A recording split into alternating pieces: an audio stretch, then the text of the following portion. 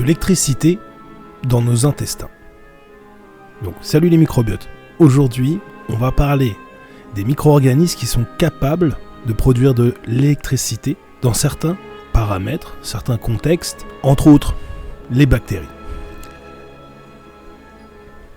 De l'électricité dans nos intestins.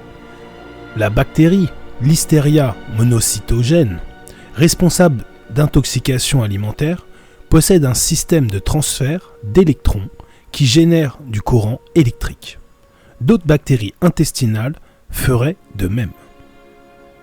Les microbiologistes savaient déjà que des bactéries vivant dans des environnements extrêmes, comme des mines ou le fond des lacs, pouvaient produire de l'électricité en absence d'oxygène. Ce mécanisme permet à la bactérie d'éliminer les électrons produits par le métabolisme. Chez les animaux et les plantes, les transferts d'électrons se font dans les usines énergétiques des cellules, les mitochondries, dans le cadre de la respiration cellulaire. C'est l'oxygène qui est l'accepteur d'électrons final. Mais les bactéries qui vivent sans oxygène, par exemple dans notre intestin ou dans des fermenteurs industriels, doivent trouver un autre accepteur d'électrons. Dans un environnement géologique, cet accepteur peut être du fer ou du manganèse, qui se trouve en dehors de la cellule. On peut dire en quelque sorte que ces bactéries respirent des minéraux.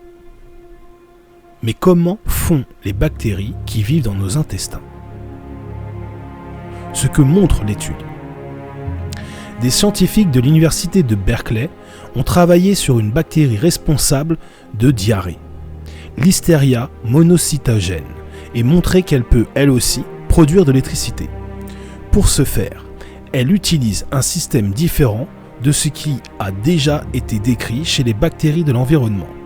Ce nouveau système fait intervenir de la flavine, un dérivé de la vitamine B2.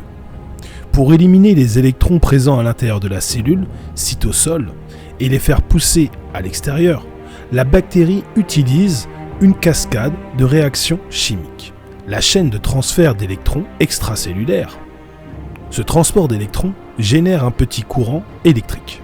Les chercheurs ont identifié chez la bactérie Listeria des gènes importants de ce mécanisme. Des gènes similaires ont été trouvés dans des centaines d'espèces de bactéries de la famille des firmicutes, des bactéries pathogènes, mais aussi des bactéries du microbiote intestinal.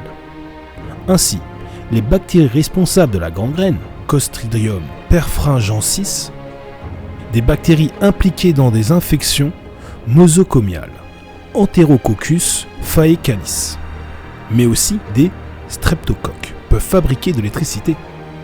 Les lactobacilles, une famille de bactéries utilisées dans les yaourts et reconnues pour être des probiotiques, feraient aussi de l'électricité. Toutes ces bactéries électrogènes possèdent une paroi cellulaire avec une seule membrane.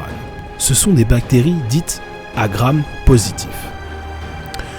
De nouveaux systèmes de transfert d'électrons identifiés est utilisé par la bactérie quand elle en a besoin, c'est-à-dire dans des conditions où elle manque d'oxygène, anaérobie.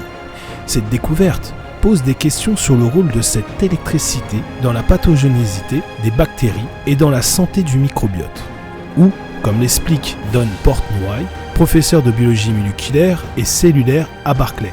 Cela pourrait nous en dire beaucoup sur la façon dont ces bactéries nous infectent ou nous aident à avoir un intestin sain. Cette étude, parue dans Nature, pourrait inspirer des ingénieurs pour inventer des piles à base de bactéries ou pour générer de l'électricité dans des usines de traitement de déchets. Oseras-tu la symbiose ?